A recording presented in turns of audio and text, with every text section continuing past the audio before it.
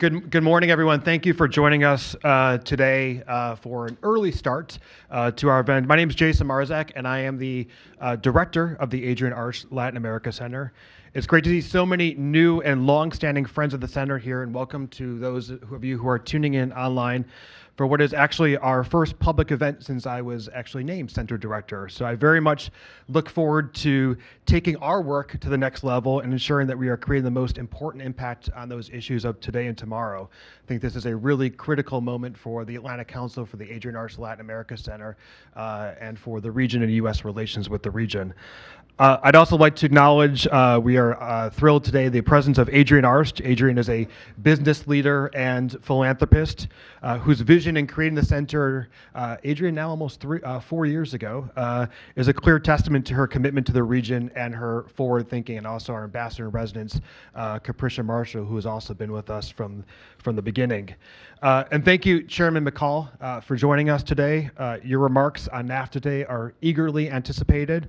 And I'd also like to express our solidarity with the greater Houston community at this critical time. Your presence today at such a busy time underscores, I think, your commitment and also the importance of the talks on NAFTA. This morning's on-the-record discussion in partnership with our Global Energy Center comes just 2 days, as well all of you must know, after the conclusion of the second round of NAFTA negotiations. The negotiators have expressed optimism, but some of the thorniest issues still have yet to be tackled. Rules of origin, trade deficits, Chapter 19, labor markets, and also the kind of outside influences on the negotiations. One issue that has so much potential for the U.S. and for North America overall as we look at NAFTA modernization is energy. It doesn't necessarily get the same level of attention, but the implications are astounding if a modernized NAFTA can capture the incredible energy transformations that we've seen across our three countries. For a quarter of a century, NAFTA has opened markets and new opportunities for the United States, for Canada, and for Mexico. It's helped grow our markets. It's helped bring in new investments. Today, for example, the value of U.S. energy exports to Mexico is double that of U.S. imports from Mexico, U.S. energy imports from Mexico. Bilateral trade and electricity between the U.S. and its neighbors to the north and south provide each with increased reliability. And with so much left to be considered as we head into the third round of talks later this month in Ottawa, many businesses, and frankly the millions of people whose jobs depend on NAFTA trade, are left wondering what a new agreement may look like and hopeful that it will only add to the achievements seen over the last 23 years. And here, energy is one area where an updated agreement can make important headway to include additional provisions in NAFTA. So how can a modernized NAFTA maximize U.S. prosperity and North American competitiveness in the energy space? What provisions should, or better yet, could be included in the next text? Today's event continues not only the Atlantic Council's role in raising awareness around the importance of our commercial relationships, and specifically our center's role in NAFTA, but also our ongoing work on the hemisphere's energy matrix. Since the founding of the Adrian Arch Latin America Center, we have become a go-to resource for analysis and insight on key energy transformations, beginning with the Mexico's historic energy reforms that David Goldwyn has worked with us with over a number of years.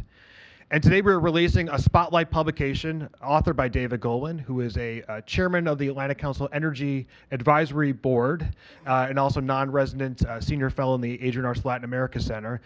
And this publication addresses 4 ways a new agreement can revolutionize the energy space.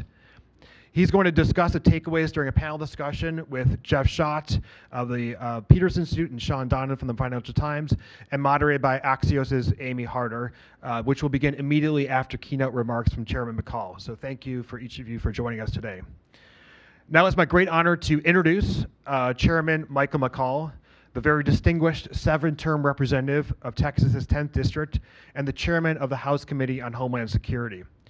Chairman McCall has led the House Committee on Homeland Security since 2013. He is also the chair of the U.S.-Mexico Interparliamentary Group, which we were just speaking about, a group dedicated to addressing issues and events involving the two nations. His steadfast leadership in that group, I think, is all the more important these days. Chairman McCall also serves on the Committee on Foreign Affairs and is a champion in advancing U.S. energy interests. Mr. Chairman, thank you so much for joining us today. As I said at the outset, I'm sure our other speakers and guests join me in noting that our thoughts are with the residents of your district and across Texas after Hurricane Harvey. Now, as we begin the conversation, I urge all of you to speak out on social media, join the conversation around the future of trade and energy using the hashtags AC NAFTA and AC Energy. Hopefully that's the only reason that your phones are out during this conversation. With that, please join me in now welcoming Chairman Michael McCall. Thanks, Jason. I really appreciate it. Thank you, Jason. I want to thank the Atlantic Council. It's great to be here today. We were voting till 1 o'clock in the morning last night. It was so much fun. But that's what you do when you're a member of Congress. But I'm here and happy to be here to talk about what I consider to be a very important discussion. I chair Homeland Security. I deal with ISIS and Al-Qaeda and cybersecurity and FEMA lately.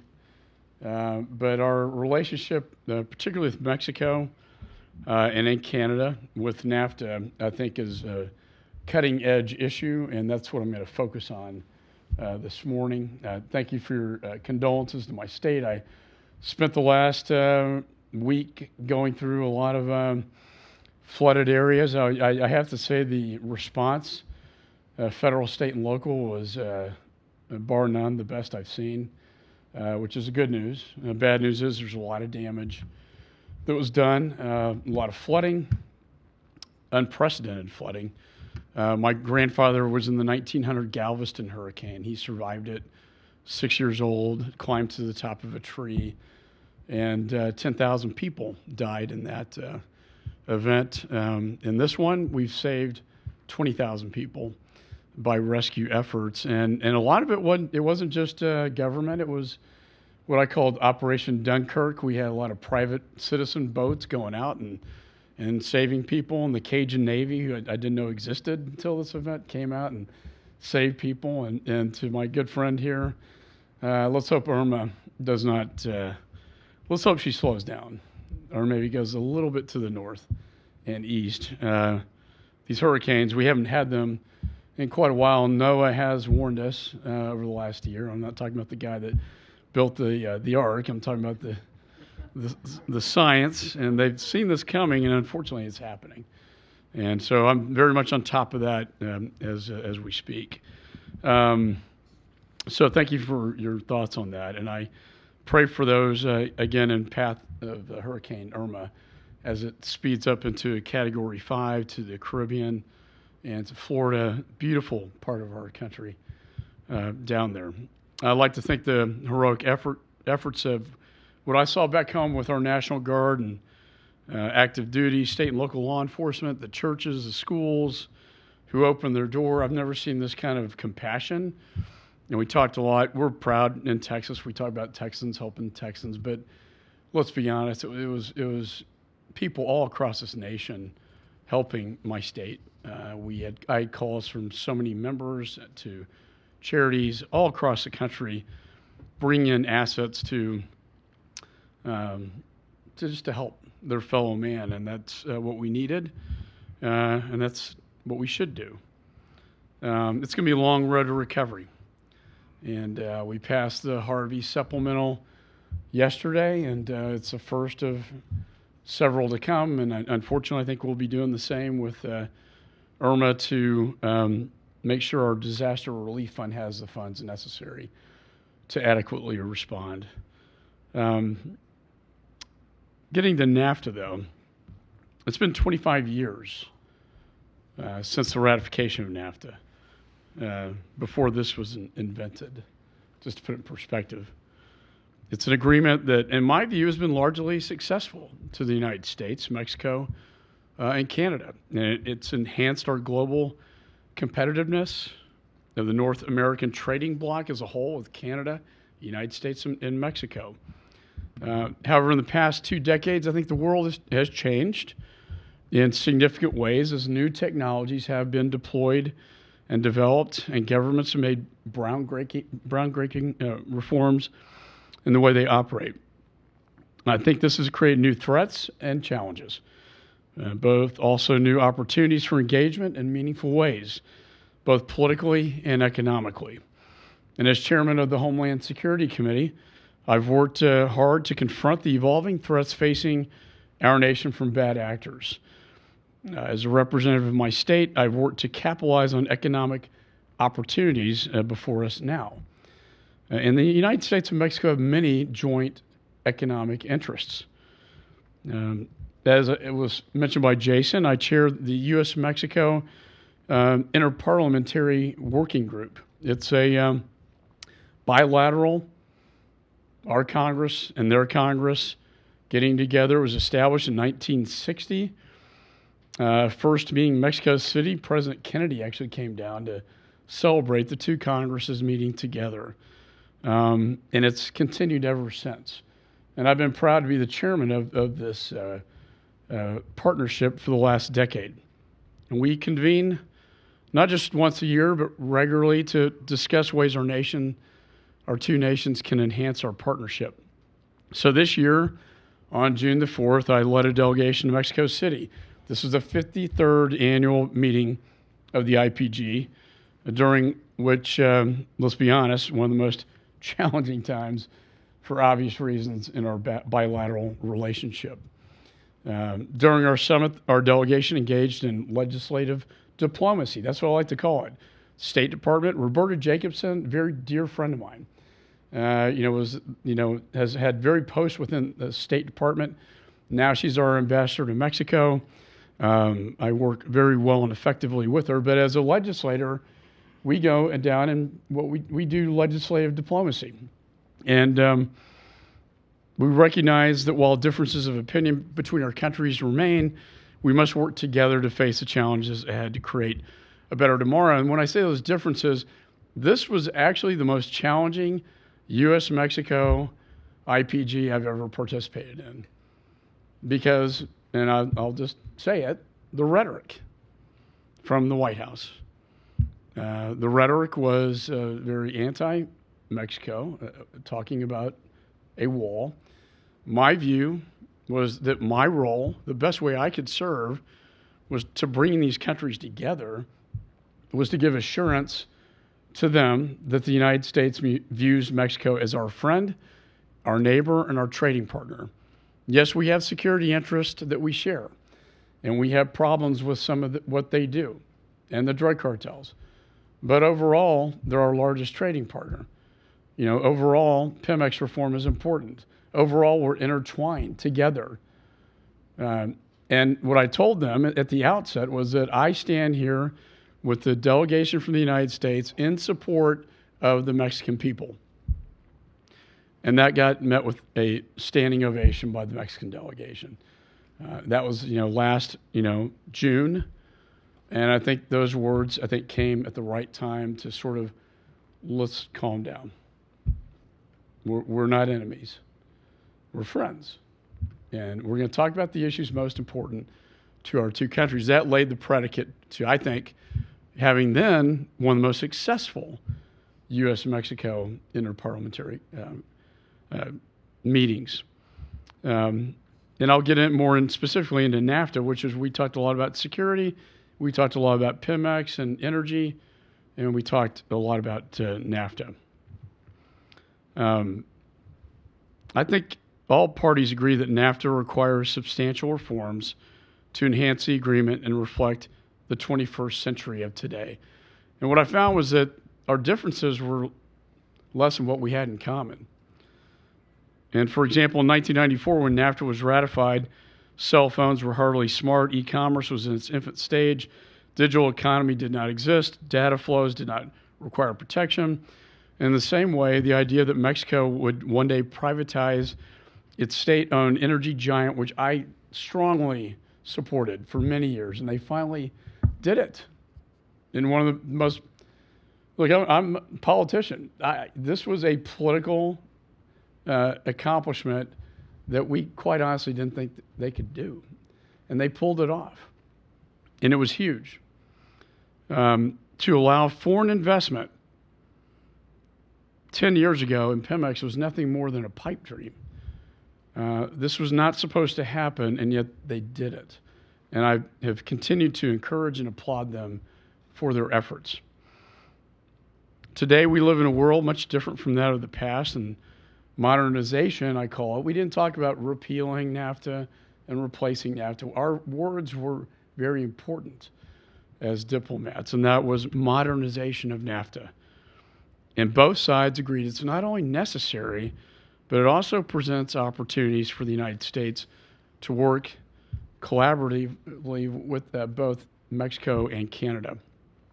We enhanced, I believe we can enhance the trilateral agreement to bolster North American competitiveness, which will benefit all nations involved in the process. And as my good friend, Secretary of Energy Rick Perry said best, what exists before us is a unique opportunity to develop a North American energy strategy that will pay great dividends for Canadians, for Mexicans, and for Americans. And since the ratification of NAFTA, our supply chains have become increasingly interdependent and integrated like never before. One example of this integration of what I'm talking about is the fact that U.S. imports from Mexico on average contain 40% U.S. content. Furthermore, 40 cents of every dollar's worth of goods imported from Mexico are made in the United States. In contrast, our imports from China only contain 4% U.S. content. This was a very important point down there in Mexico City. And the Mexicans were not shy about it. Do you want to trade with us? We want to trade with the United States. But if you don't trade with us, then we will trade with China. We don't want a policy that's going to push Mexico away from the United States that geographically is just south of our border and push them to the Chinese. I think that would be a very perverted result and something that at all costs we should be mindful of. Additionally, regional trade and cross-border investment in infrastructure construction has surged. Trade between the United States and our partners to the north and south has tripled and now outpaces trade with the rest of the world. This has allowed us to compete on a global stage, both in manufacturing and energy production. Together, North America has created a $19 trillion market serving more than 400 million people. That's a very important number. When people say Mexico is not an important trading partner, or Canada for that matter, $19 trillion for 400 million people. It's one of the world's largest free trade zones. It accounts for 1/3 of the world's total GDP and 14% of the world's exports. While NAFTA is not perfect and does need to be updated and reformed, we must make sure we don't throw the baby out with the bathwater. One specific industry where NAFTA and the trilateral partnership has been extremely beneficial is, as I've talked about, energy. Technological advancements here at home have driven the energy renaissance in the U.S., allowing us to become the world's largest producer of oil and natural gas in the world. Simultaneously, Canada has capitalized on its vast sand resources to become a top 5 energy producer. And Mexico, a major petroleum producer in the world and 4th largest in the Americas, changed its constitution in 2013. Imagine in this country changing our constitution. I can't get back to how profound this was, what Mexico did to allow for private investment for the first time in more than 70 years. Remember, Pemex was always the people's oil. It was nationalistic controlled. It was the people's oil. You could not touch it. Antiquated technology. They couldn't produce energy efficiently because they had antiquated technology. So they changed their constitution to open it up to private investment, private technology, primarily from the United States, and a great partnership between the United States and Mexico. First time in more than 70 years. Together, these accomplishments have placed North America on course to achieve energy self-sufficiency by 2020, a goal nearly 40 years in the making. And I could talk for another hour about why energy independence is so important. Why wouldn't we want to produce energy in the North American continent and not be so reliant on places in the world that are less friendly, that are dangerous, where threats are coming out of. This makes perfect sense on so many levels, whether it be economy or security.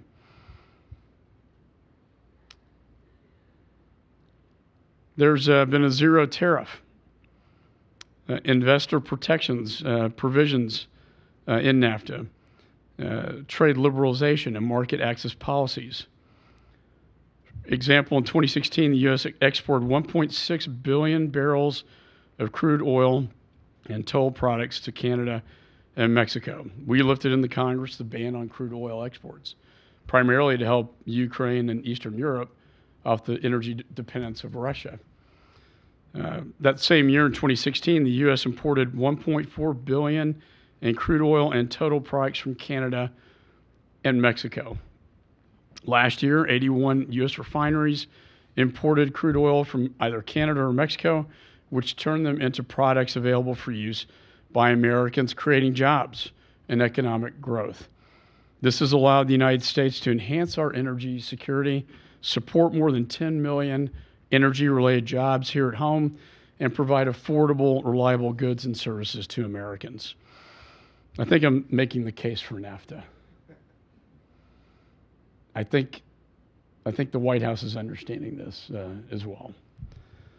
Today, North America accounts for nearly 30% of the world's natural gas production and 14% of world's oil reserves. From my home state perspective as a Texan, I've seen firsthand the benefits of a strong trilateral relationship where we too enjoy the benefits of a strong cross-border flow of goods and services, highly integrated production platforms, and supply chains. We contributed $2.2 trillion of U.S. goods and services in 2016, and Mexico is our main customer.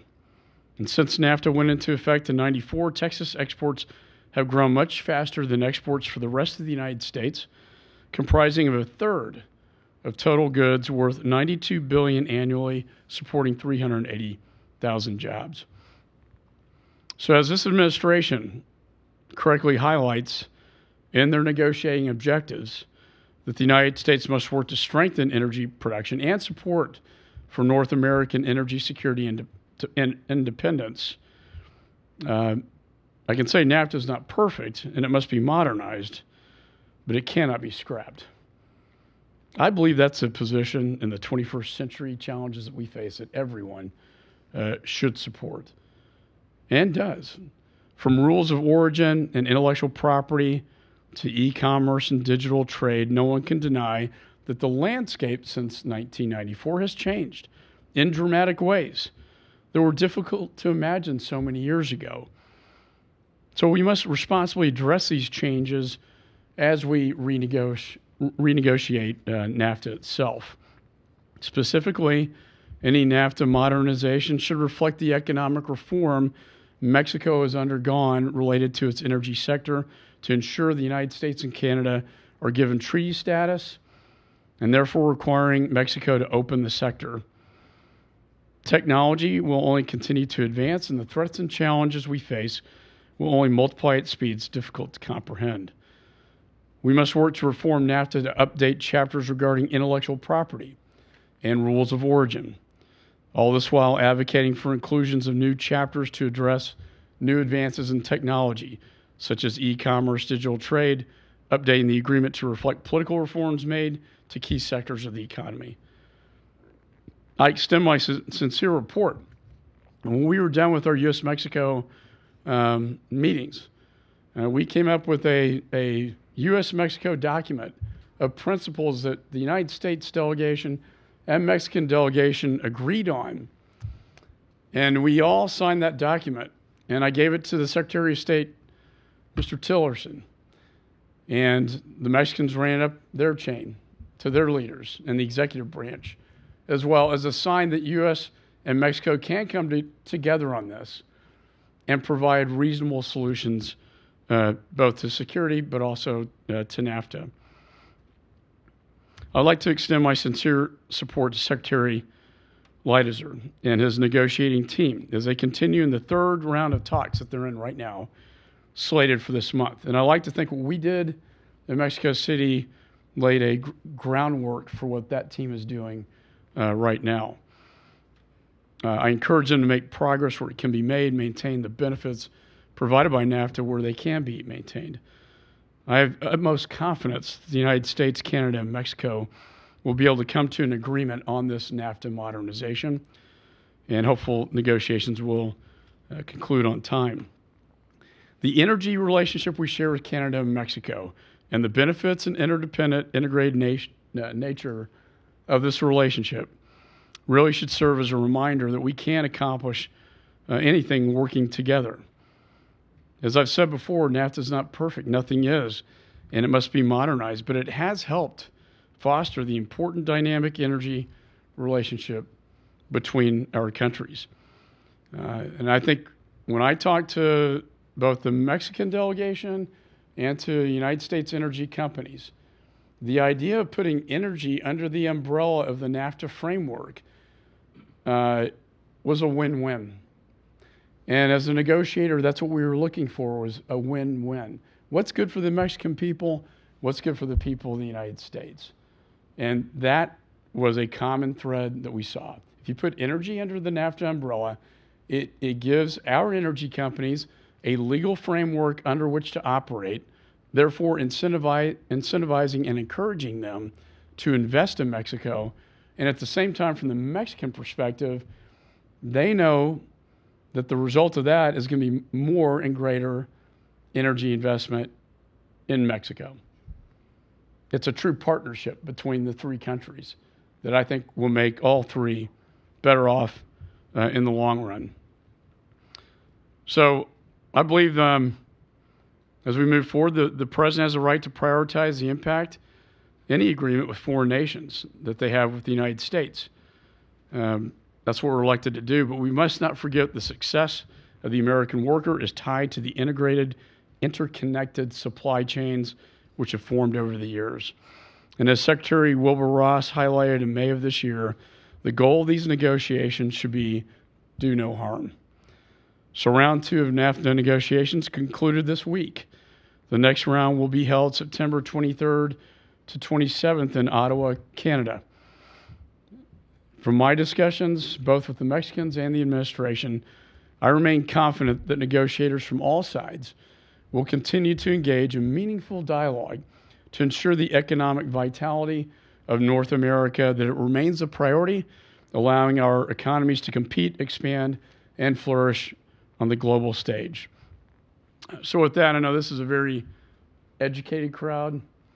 It's a real honor, even though we were up late voting last night. It's always an honor for me to come and speak to people of your caliber, your status, who know these issues so well. And I hope my words provided some benefit to your thinking, on this issue as we move forward in this very important negotiation on NAFTA, which impacts Mexico, the United States, and Canada. So with that, thank you so much for having me today.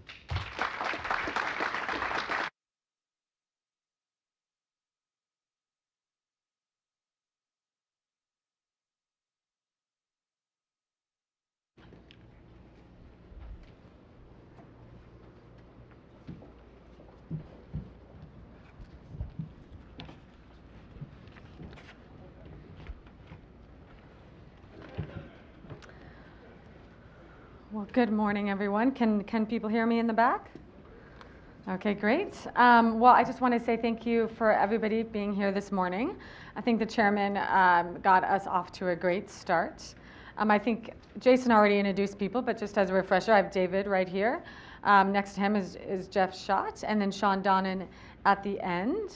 And as a reminder, please join the conversation on Twitter. The hashtag is AC Energy and AC NAFTA. And we'll be talking for the next 30 to 45 minutes, and then we'll be throwing it out to the audience. So please be thinking of questions that you want to ask the panelists. I want to start with a big picture question. I think the chairman alluded to this a couple of times and hit it on the head pretty clearly also. that these talks are pretty fraught with a lot of bombastic rhetoric, I suppose you could say, that's coming out of the White House. And the chairman said that the Mexican delegation is understandably concerned about that. This is a broad question, but of course it has implications for the energy component, which we'll be diving into in this conversation. But just kind of to throw it out to you guys, what did you think of the chairman's comments, and how do you think this rhetoric from the White House, from Trump on Twitter and elsewhere, how do you think that's impacting the negotiations? What have you heard in your experience with other people in other countries in terms of how the administration on the ground is matching with the rhetoric you're seeing on Twitter? David, do you want to start? Sure. No, happy to. Well, it's. I think the chairman's remarks were important, both in explaining how important NAFTA is to the U.S. economy, and his remarks about his conversations with the Mexican parliamentary delegation, where they needed the reassurance that the U.S. was their friend and was on their side. It can't do anything but undermine the integrity of our trade negotiators to have the president talk about opting out, or the president talk about withdrawing, when the negotiators are having a much more technical, much more credible, much more reasonable conversation. The president's created uncertainty about whether the negotiators are authoritative, so that can't help. But I think, as my colleagues will probably comment, these trade negotiators know each other well. They've been through a lot of these issues, and I think that gives me confidence that our long-term strategic interests, which Chairman Call talked about, will prevail, and that and the president will come to appreciate those as the negotiators present a document. Great. Jeff, do you think Trump is more an elephant in the room, or sort of a very clear, obvious obstacle that everybody, in fact, does talk about openly? Well, he creates a lot of obstacles when he says NAFTA is the worst agreement we've ever had, and most people who are engaged in business in North America and most people in Congress, like the chairman, say NAFTA has been very productive and good for all three countries. So that creates a tension. The biggest part of the tension is the uncertainty of how policy is going to proceed and evolve. And one of the most important things that trade agreements do is not just eliminate tariffs or things like that, but they create a system of policy predictability. And that allows, in the private sector, investors to plan their trade and investment strategies. That's what's important in these trade agreements, and why NAFTA has encouraged such a big increase in trade and in investment in all three countries. That is what is being complicated by the rhetoric that's coming out of these pre-negotiation sessions. Sean, as a fellow journalist, I always appreciate the candidness that we can often speak. Isn't it wonderful? Look, I think what we saw with the chairman's remarks was the tension that underlies this whole exercise, which is you have a compelling economic case that most of the people in Congress, certainly in the president's party, see, and then you have a president who has made a political promise to rip this up, walk away, has thrown bombast into things. I mean, NAFTA for the past 2 decades has been toxic politically in places like Ohio and Pennsylvania, and the president only made it more so. And he now has this he's sort of backed himself into this corner. And the big question is, when those technicians negotiate a deal, the rational economic deal at the table, and they wrap it all up, and Bob Lighthizer takes it to the president, is the president actually going to sign off on this thing? And that's a really open question, and it's one that hasn't been there in American negotiations before.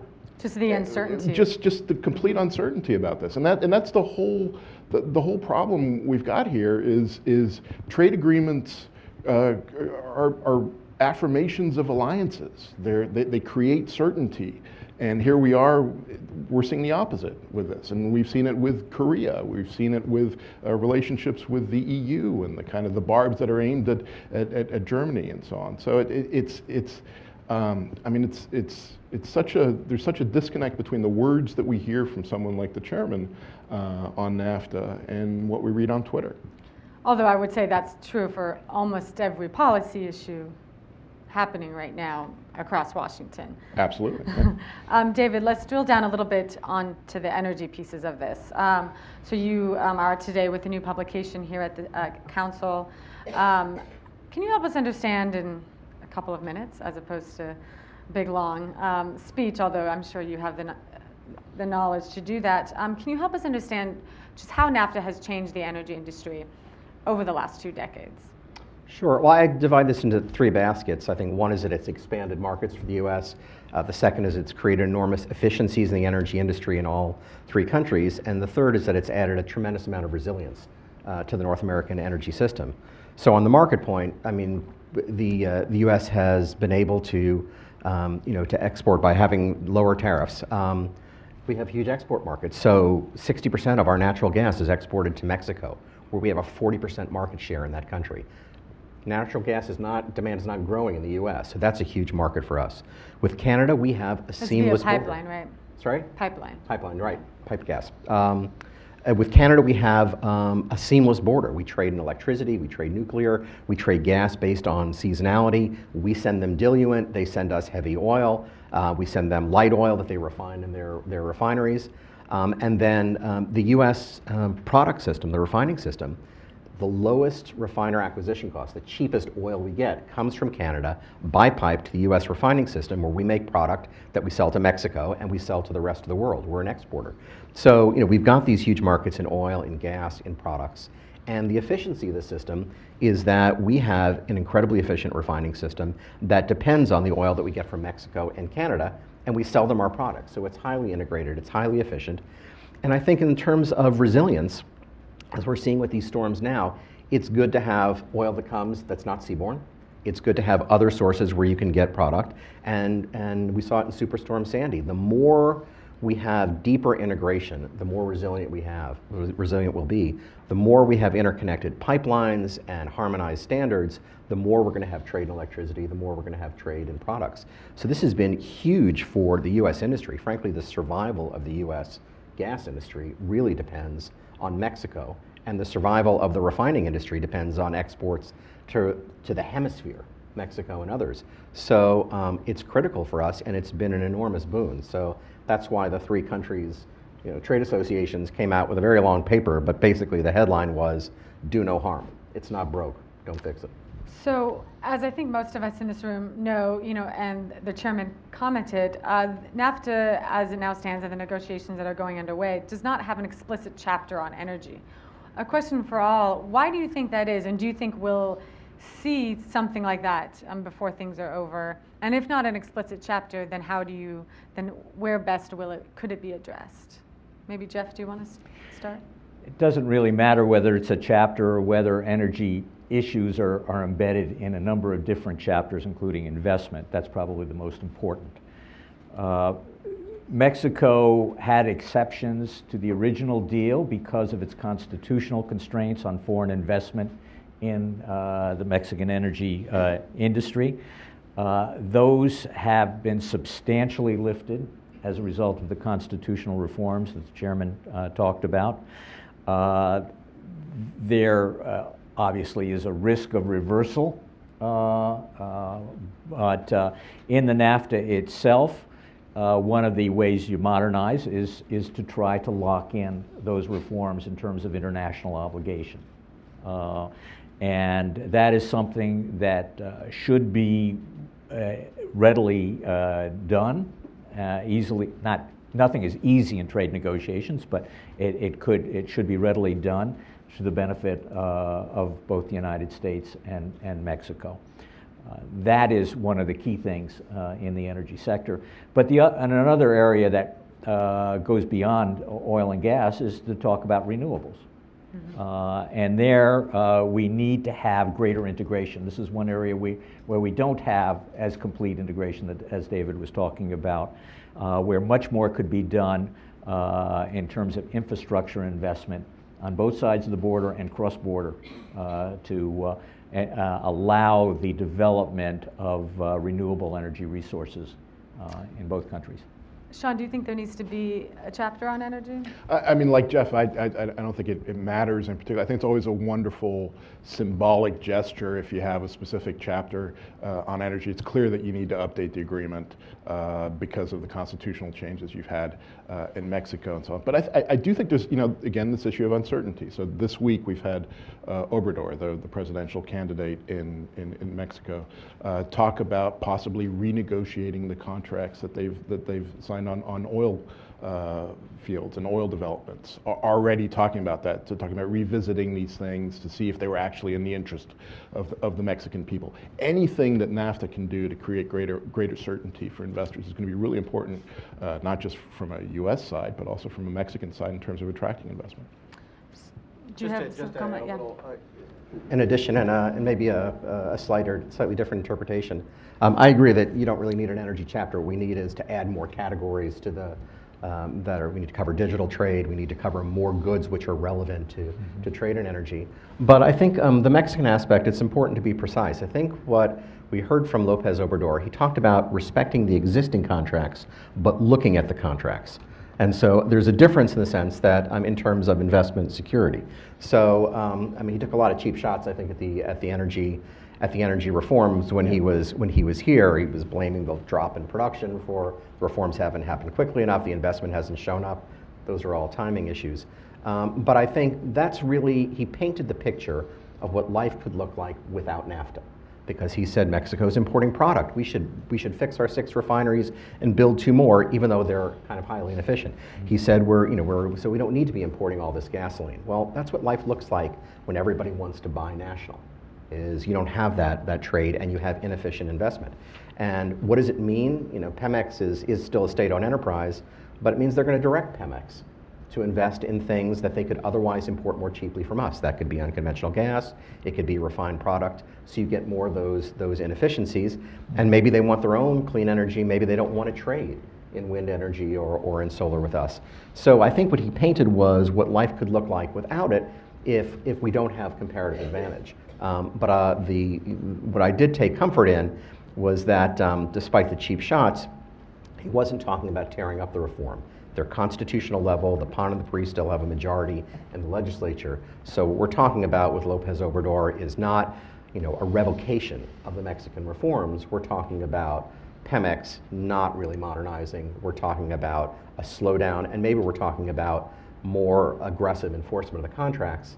And that's why investor-state dispute resolution is so important for Mexico and so important for the U.S. And I think when we talk about what matters in this negotiation, for me, that's number 1 on the list. Well, you just preemptively answered my next question, so you can just repeat yourself. So this is a lightning round question, so keep it very short, kind of what you just said, David. But what do you think is the single biggest energy issue that you're watching out of these negotiations? David? Investor-state dispute resolution, number 1. Jeff? Well, and you can agree, that's allowed. Investment in energy infrastructure, which is facilitated by having legal certainty. I'll defer to the experts. I agree. Investor state is huge, not just for the energy sector, but for U.S. business in general. So Jeff, can we kind of drill down a little bit more into that? Why is it so important? Can you provide maybe an anecdote or an example of the types of things that could be at risk? Well, the private sector has been responding to economic incentives in the marketplace. And so there are lots of plans for expanding pipeline to allow more natural gas exports from the United States to Mexico. But some of those pipelines are not built. And if there is any concern about some destabilization in the bilateral relationship, investors will pull back, will slow down, or even reverse investment decisions.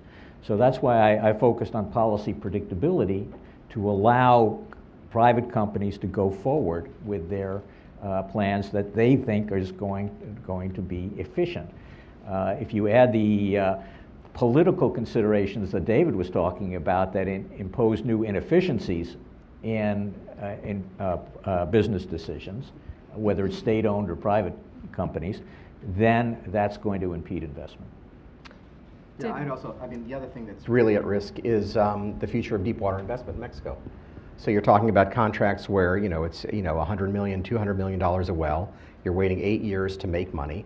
If you think that your agreement with the government, which is kind of a marked up production sharing agreement, it's got a lot of reporting, it's got a lot of things that could go wrong if somebody wants to decide to call you out, and you have the risk that your whole contract could be rescinded for technical violation. The administrative rescission was sort of the parlance. So you're not going to make that investment versus Brazil, versus sub-Saharan Africa, unless you are sure that if something goes wrong and things don't work out with the government, that you have some third-party neutral source of arbitrating that dispute, so you don't throw away $500 million and end up with nothing. So it's in this market with these choices, there are a lot of places that companies can invest. NAFTA provided that security before. The people were pretty sure that NAFTA would give at least U.S. investors that protection, and so they took the risk, and it was enormously successful for Mexico. That goes away. My bet is you see a dramatic drop-off in that investment. They just won't take that risk. Their boards won't let them do it. Their lawyers won't let them do it. That's bad for Mexico. That's bad for us. That's bad for energy security. But that's what's at stake. Where do you think the administration, do you guys have any insight into where the administration comes down on this particular issue of investor protection? Well, I think this is another example of where the administration is the source of uncertainty on this, right? Well, we don't expect Trump to be tweeting about this. He talked about this during the campaign. And he talked about ISDS as a threat to U.S. sovereignty during the campaign. Bob Lighthizer, the USTR, in his confirmation hearings, talked about balancing the threat to sovereignty with the interests of U.S. business and being somewhere in between. What we know now is that the administration is having an internal discussion about where it wants to go on ISDS. It was one of when they released their negotiating objectives over the summer, it was one of the areas where it was clear they hadn't decided yet what they wanted to do. And there is this idea floating out there that it will become an opt-in, opt-out scenario, whereby ISDS would be something that the NAFTA members could decide to embrace or not. And in that scenario, presumably you would have Mexico embrace it, Canada possibly embrace it, although they just looked at a new model for investor-state dispute settlement in their trade deal with the EU. And the EU is pushing a whole different model internationally, and then you could have the U.S. opt out in a way, and that would just kind of create this strange dynamic there. But you have, the investors who are clamoring for certainty are U.S. investors. The person and the people creating the uncertainty about this is the American president, the U.S. president, which is an odd dynamic. Jeff, I want to go back to you. So, you've been a leader in the U.S. energy and trade issues for quite some time, both in the academic sphere and at the U.S. Treasury Department. Can you talk about how the oil and gas boom of the last decade kind of changes the posture of the U.S. in these NAFTA negotiations? And in particular, do you have concerns around the rules of origin in this context? You can kind of briefly explain what that is for some who may not know. Well, our energy situation is far improved because of technological developments. We're a much stronger producer. We have a much more efficient energy system, as David has explained. So we have more capabilities to export and now more legal authority to export. And that has benefited the U.S. economy. So that's all good, and it can be improved, particularly in North America, if we can expand the infrastructure and the regulatory systems that provide an efficient flow of these goods and services across our borders. So that's all good. There are, though, some aspects that sort of claw back on those efficiencies, and one of them is an initial decision of the Trump administration to require that all pipelines that are constructed, new pipelines that are constructed, use only U.S. steel. That domestic content requirement at best will slow down construction projects, and at best will raise the costs of those construction projects, and therefore limit the optimum amount of investment that could be made. That runs square against requirements in international trade rules that you don't discriminate, and so could be a pothole or worse in the NAFTA negotiations, but in the marketplace it could be a disincentive to invest as much as we should be in energy infrastructure. David, I know you and I have talked about this quite a bit. You know, Trump's trade agenda seems to conflict with Trump's energy agenda. Can you talk about to what extent the administration could achieve successes in both of those areas without contradicting itself? Well, I guess it's going to have to drop some of the rhetoric. The essence of the contradiction is that the administration wants to grow domestic production of oil and gas by reducing regulation, but regulation is kind of pennies on the dollar of the cost, so it contributes to growing production. But what we really need is markets overseas. So take LNG, for example. I mean, the competitiveness of our exports depends on the cost of the gas, the cost of the infrastructure, the cost of the transportation. We're a loser on transportation because we're farther away from markets. So where we're competitive is cheap gas, but also highly efficient infrastructure. Steel is an indispensable component of LNG infrastructure, and we don't make the specialty steels. And the steel industry is at like almost 80% capacity right now, and it's slow to retool. So if the trade agenda conflicts with the energy agenda, because you could conceivably raise the cost of infrastructure without increasing the supply of alternative steel. So all you're doing is reducing the margin for the US LNG industry. And in a market where they're all underwater right now, that means you don't get new build. And that means, you know, that the Qatars and others of the world, the Qatars and the Russians, will take that market. So if we're going to be competitive, we need to be able to import that steel. So I think they're studying the domestic content. They haven't actually made the decision yet. But the answer, I think that's delayed by at least a month or two at this point. Or 6, I guess, because they said, I think Wilbur Ross said that was going to wait until after tax or trade, and he would do what the president wanted. So that's good news, although there's still uncertainty. So the more you raise the cost of infrastructure, I think as Jeff said, you know, by prohibiting or by raising the cost of the steel that we use, the more you raise the cost of the industry and more than they're saving by regulation. So that's a problem. And the other challenge is that Buy American, you know, is the procurement, you know, issue. If others follow the only Buy National, then the kind of procurement that the Mexican government, the Canadian government might have of US goods will drop. That hurts our export markets. So you can't have it both ways. And I think what's going to give is the protectionist element on steel. Sean, do you want to weigh in? Yeah, so I mean, there is one area where actually the two things meet, and that's the obsession with trade deficits. And if you talk to people in the administration and they say, you know, and you say, well, what do you want countries to do to help reduce the trade deficit? One of the first things they say is buy more American gas. And you've seen that with the Koreans, the Japanese, and you also see it in the context of NAFTA, and that's one of the easy ways you can do that. The second piece of good news is and I'm going to flip here, and I'm going to be the kind of good news guy for a second, and it is that what we've learned in the first 7 or 8 months is that when things get complicated on trade in the administration, they kind of slow down. You know, the Steele 232, the national security investigation that was initially launched as a way to impose tariffs quickly on steel imports and help the steel industry, quickly met sort of economic reality and is stalled as a result of that. I mean, the fact is that all of a sudden all the steel users came to the table and came to the administration and said, wait, hang on a second here, you're hurting us. And the allies came and said, you're not going to be hitting China, you're going to be hitting us here in Germany, NATO allies, and so on. So there is, you know, there's a learning curve, and there's some reasons for optimism. So another lightning round question. Do you think that the Trump administration will ultimately take protectionist action against steel imports? Yes or no? And this could be not considering the time element. Maybe he'll do it in 2 years, who knows? But do you think that it'll ultimately happen, yes or no? Yes, David? Specific 232 anti-dumping cases against countries or entities that in fact are subsidizing their industries, yes. What about you, Jeff? They already are. They continue to do what was done in previous administrations, and they will do so more aggressively.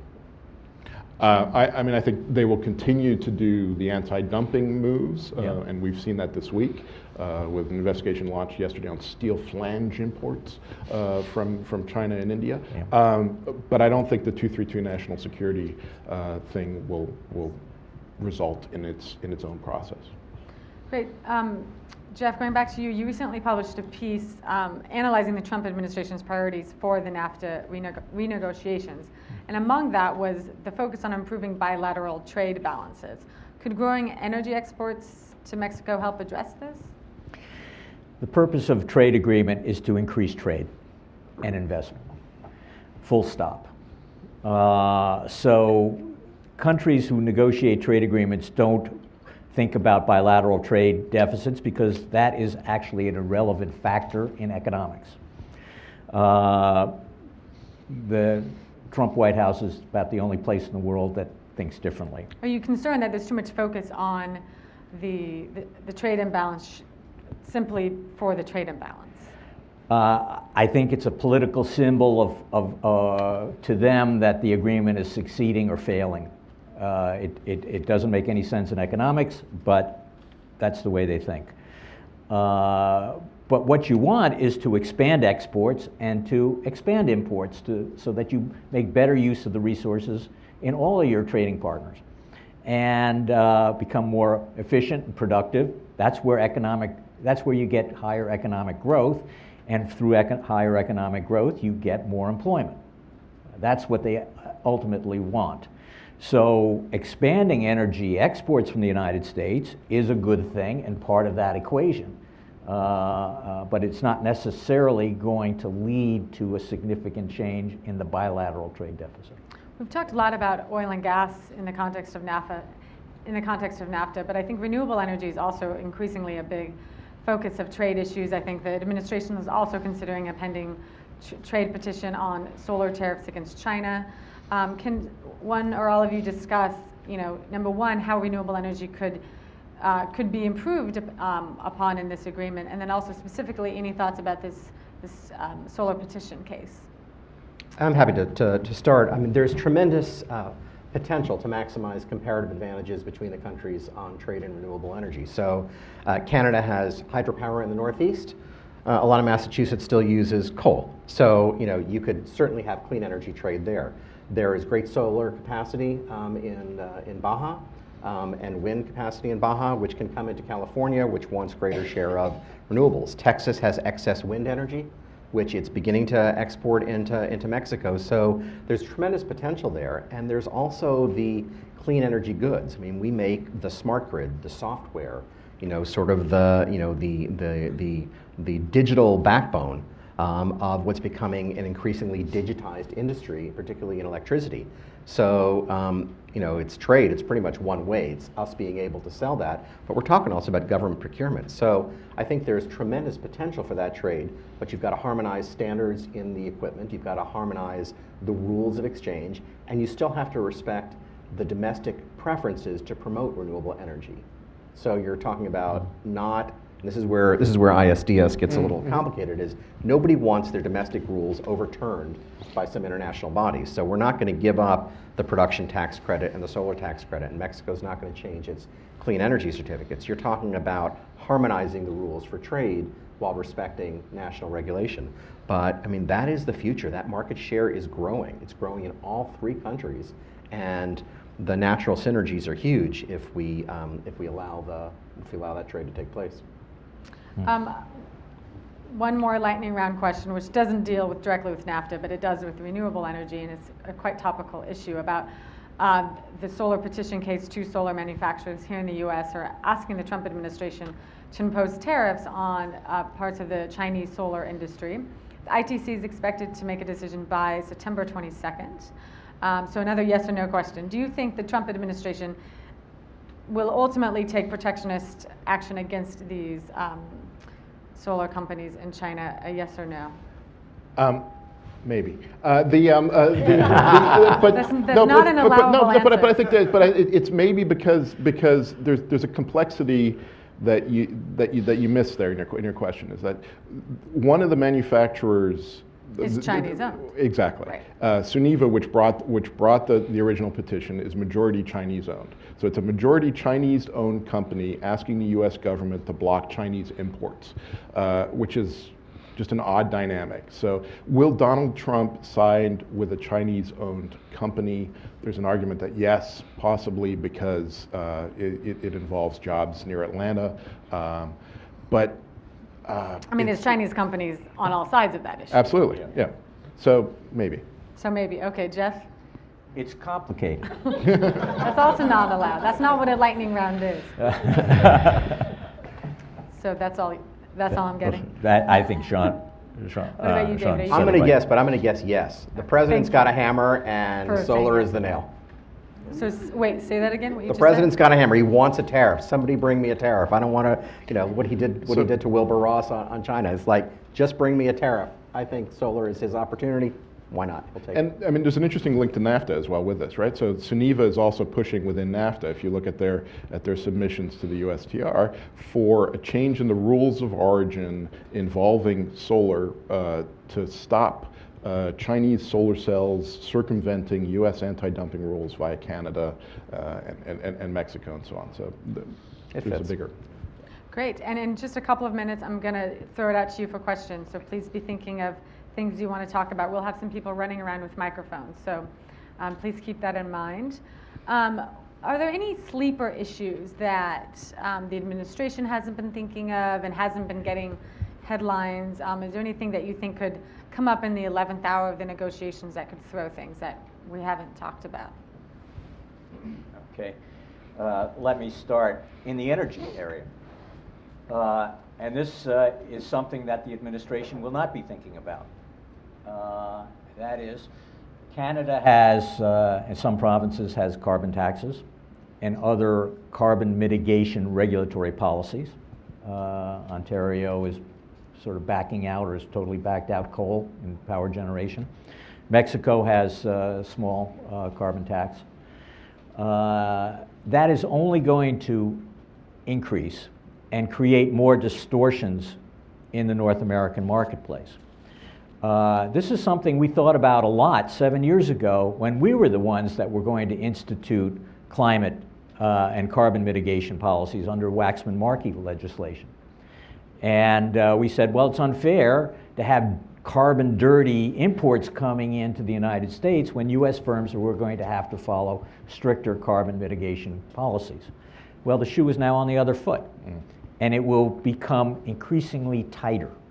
So unless this is thought about, it could create frictions going forward, disruptions in this integrated energy network that we have, and potentially new border measures against U.S. exports to Canada and Mexico. It's something that the administration refuses to think about because they won't even consider the words climate change in any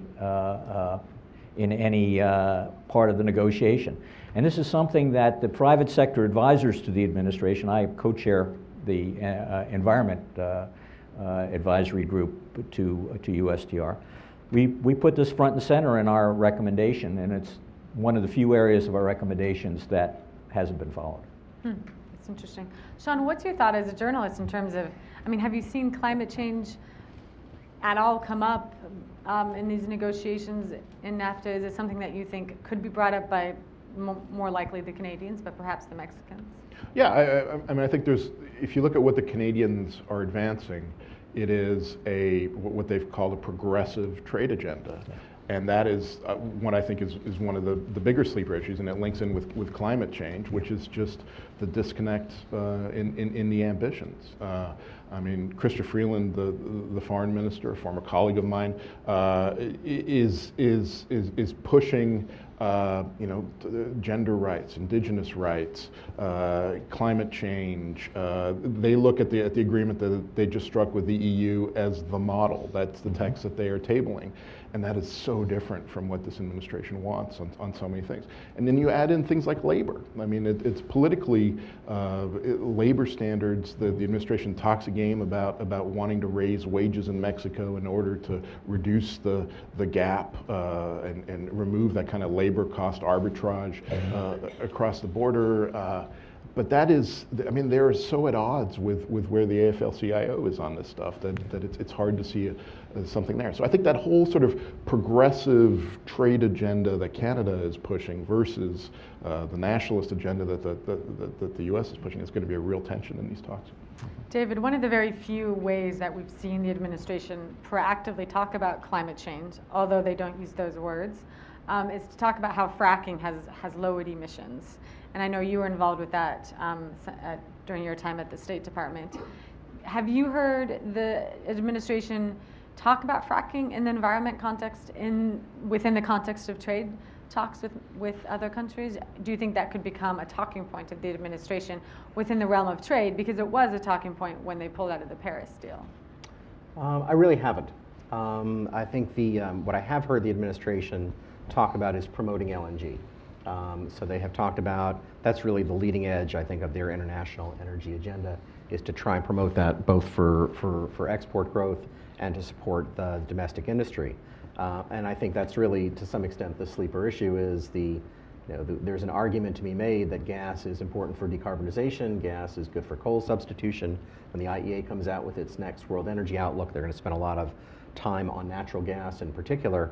But the argument they make is that only works if you have methane capture. It only works if you don't have so much leakage in the production or the transportation process that you lose those benefits. So it's not what they're talking about, but ultimately, whether it's border adjustment or it's the brand for gas or it's market access, the domestic agenda for producing gas in the least emitting fashion is going to come back as a market point rather than purely just an environmental point. A lightning round question, and then we're going to go out to you guys in the audience. What percentage-wise, what do you think are the chances that there could be some sort of carbon tariff put upon the U.S. during Trump's time in office? Oof. Anybody can start. From another country to From another country to the U.S. Anytime while Trump is in office. I would say less than 10%. And for this reason, that I think we don't actually pull out of the Paris Agreement. It doesn't become effective until the day before our next election. Day And I after. think the day after. So I think the rest of the world's attitude is wait and see. And I don't More think that they're uncertainty. gonna do that. If there was a second term and we're staying out, I'd raise that to probably 50%. Jeff, percentage? I think David has it exactly right. Actually, nothing has happened on Paris legally because you can't even ask to leave the Paris Agreement until 1999. And so 2019. 2019. Yeah. I'm sorry. Jet lag. That would make it really hard to leave. Jet lag from too many trips. So the letter only goes in November of 2019, becomes effective 1 year later, the day after the next presidential election. But if this policy continues, and meanwhile, of course, we're not implementing any of the carbon mitigation regulatory strategies that were behind the U.S. commitments. But in the interim, but after the election, if we continue the same policies, then the risk goes up quite a bit. Sean, do you have a percentage you want to throw out? I mean, I think 10% is probably about right. But I think there's one scenario which hasn't been mentioned yet, which is if we get embroiled in a trade war of some kind. And that is, one of the obvious ways, and would be, I think, a politically popular way in a lot of parts of the world that you could retaliate against the U.S. Yeah. Great. I want to throw it out to the audience. Please raise your hand if you have any questions, and don't be shy. When we come over to you with a microphone, please stand up and state your name and where you are from. We have a question right here. And please make sure to keep it somewhat brief and to a question as opposed to a statement. Thank you. No fair. This is Tom Cunningham with Statoil. Thank you all. Great presentation. You talked a lot about the structural benefits or importance or value of NAFTA. Can you talk a little bit about the time frame for negotiation? Very narrow political bandwidth for negotiations with the U.S. and with Mexico, but also love to hear if there's any curveball potential from the Canadian side as well. Thank you. There's an interest in an expeditious negotiation and rapid conclusion that is inconsistent with both the ambitions of the agenda to have a comprehensive modernization of the NAFTA, and it is inconsistent with some of the positions that all three countries have put on the table. And in some of the proposals that have yet to be put on the table that will be forthcoming in the next couple of weeks. Once you have all of that friction, there's no way they can finish a negotiation this year. There are political constraints in pursuing compromises and negotiating strategies in an election year in 2018, both in Mexico and the United States. So I think there's a good chance that the negotiations will still be ongoing in 2019. We have a question in the front. Mm-hmm. Diana Negroponte from the Woodrow Wilson Institute. Effective trade sanctions against Venezuela could be the cutoff of Venezuelan oil. But U.S. refiners resist this for obvious reasons. Can our NAFTA partners make up that difference that cutting off Venezuelan oil would occur? Not yet. I think the answer is not yet, both because of infrastructure. Particularly without expansion of pipelines, I don't think there's the ability. Canada can't send significantly more oil. Certainly not, close to 1.5 million barrels a day of oil to the U.S. Even by rail and by road, it's pretty hard to move that kind of a volume. And Mexico doesn't have more than it's sending, and you've got, probably you get a little bit more Saudi. So you could mitigate a significant part of that, but our NAFTA partners couldn't do it without more infrastructure and more time.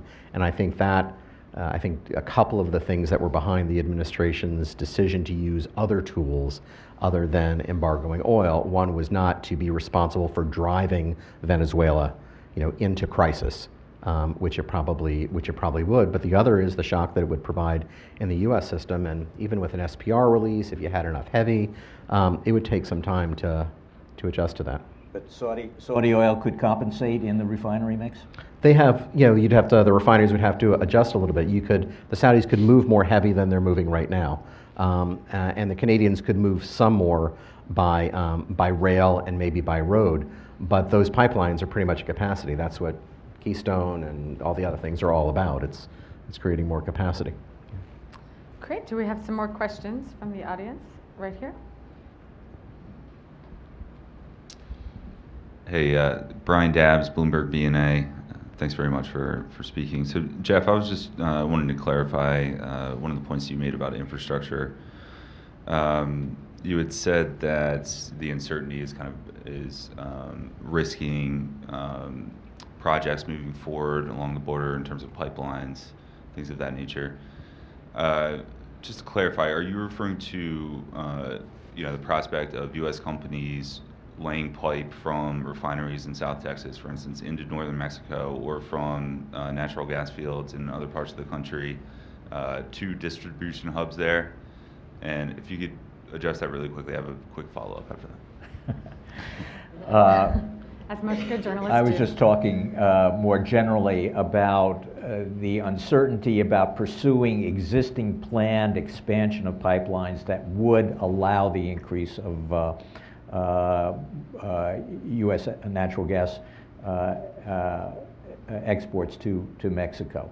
So to the extent that there are contracts that are, David knows more about this than I do, there are contracts that have been planned but not fully implemented. There could be delays and or cancellations under a worst-case scenario.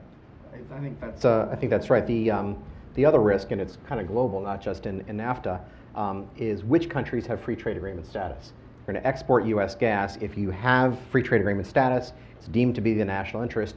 When you're the seller, the buyer is certain that they're going to get that. If you don't have that status, you have to get a national interest determination from the State Department, and that creates uncertainty in a political environment. And whatever contract you have now, they're pretty much all up by 2020. You've got to do it again. So the uncertainty for Mexico is, will they continue to have that status? And if you're a gas buyer, how certain is that supply? So that creates an uncertainty. And what's horrific about Korea, the threat on Korea, which is a huge LNG supplier, is people were buying U.S. LNG. The whole argument was we're more secure. The Russians might cut you off. Other countries, might have, disruptions. So the U.S. was reliable and credible. Well, if all of a sudden we're not actually sure whether we want to give you FTA status, you're not sure, whether there's going to be a tariff on that. You're not sure whether we're going to use exports of LNG as a weapon. Well, there goes your security premium, and that's what's scaring the LNG industry. And that's the uncertainty as for Mexico is this a long-term deal or not when they're building 3,200 miles of pipeline, counting on U.S. gas. You have a quick follow-up? Yeah, just quickly. So, I mean, is there an appetite from either side really to kind of strengthen that language in order to provide more certainty in specific specifically for pipeline projects, or That falls in the category, if it's not broke, don't fix it. The risk to that is that the rest of the agreement comes undone, and then you lose the protections that you have in place. I mean, otherwise, it's working just fine. The permitting is working fine. The export is working fine. So it's more just don't break the agreement. I think we have a question here. Hello, I'm Andrea Mota, deputy here at the Arch Center. I'm wondering how the tensions in the NAFTA negotiations around energy are playing out beyond NAFTA. I'm thinking more specifically about the Southern Cone, Argentina, Brazil. Is it premature to see how these countries are reacting or seeing opportunities or negotiations for themselves should the negotiations not go through the benefit of the Northern structure? Or can we say something about that already? Well, I can repeat what Lourdes Melgar said here when at the last panel that we had, which is that Mexico loves this relationship, but if there's going to be a breakup, they'll date other people. And so what you're seeing right now is Mexico reestablishing its relationships with other exporters. They can buy product from other countries. And so you're seeing, I think, more communications intra-Southern Cone and between Mexico and those countries. Some of that's in agriculture, some of that's in other areas other than energy. But I think that's where you're pushing together. If the U.S. isn't going to be reliable, maybe they'll rely more on each other. And if you've got an FTA agreement, you're going to worry about its status. And that's the uncertainty that comes from on the investment side and also on the trade side is how is this really going to go? But I think it's more Mexico driven right now than Southern Cone driven. Sean, yeah, like and we're seeing it beyond energy. I mean, we're seeing it with ag products. We're seeing it just in I mean, to take your if we're going to break up, we're going to date other people. I think Mexico is already looking at the dating sites pretty actively. But it's and that's before you've even had a trial separation. So it's a kind of it's and that was gets to the chairman's point about China, but also don't forget they're renegotiating a trade agreement with the EU. They're talking about buying soybeans and rice and corn from other places. We're already seeing ag exports to Mexico potentially being hit as a result of the uncertainty there. So I mean, there's already an effect. What you're saying is you want everybody to have open relationships with each other. I'm not willing to go there, but it's, I want to save this marriage. Well, no, that's not quite. Trade negotiators are inherently promiscuous and always have been.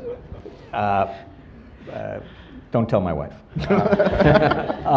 But Mexico has negotiated a lot of free trade agreements with other suppliers who can substitute and compete with U.S. goods in the Mexican market. We break up NAFTA, those goods still have free access to the Mexican market. U.S. exporters suddenly have to face high tariffs. That's the realization that the Trump administration found out when they started threatening to pull out of NAFTA. that it was going to hurt U.S. exporters across the board because of that. That's the first point. The second point, directly to the answer, is it's not the Mercosur countries. The Pacific Alliance members, of which Mexico is a member, are looking at the Pacific Basin much more aggressively.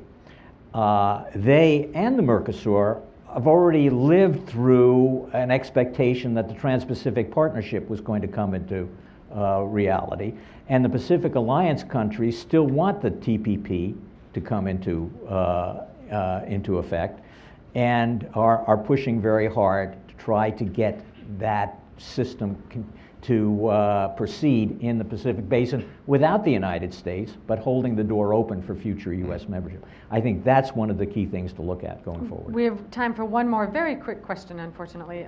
The gentleman right here.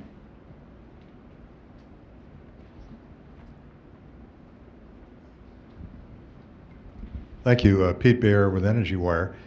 Picking up on Chairman McCall's comments, how much input and impact do you think Congress will have in shaping the administration's approach in the negotiations? Asking that in the context of the yesterday's action by the president on the trade deficit. I'm sorry, on the debt ceiling. How much impact do you think Congress has?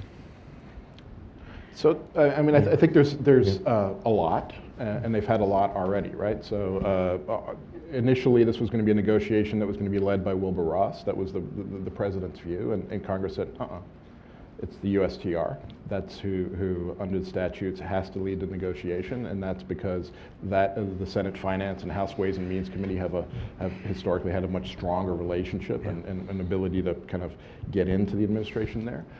Secondly, there's a big political point in the middle of next year, and that is Trade Promotion Authority runs out and needs to be renewed. That would be something that could be done fairly automatically under normal circumstances, but if this administration is going off the rails on trade and Congress doesn't like what it's seeing, there's a very real possibility they could assert their constitutional authority and say, no, actually, you no longer have the authority to negotiate these trade agreements. I think that's really the sleeper issue.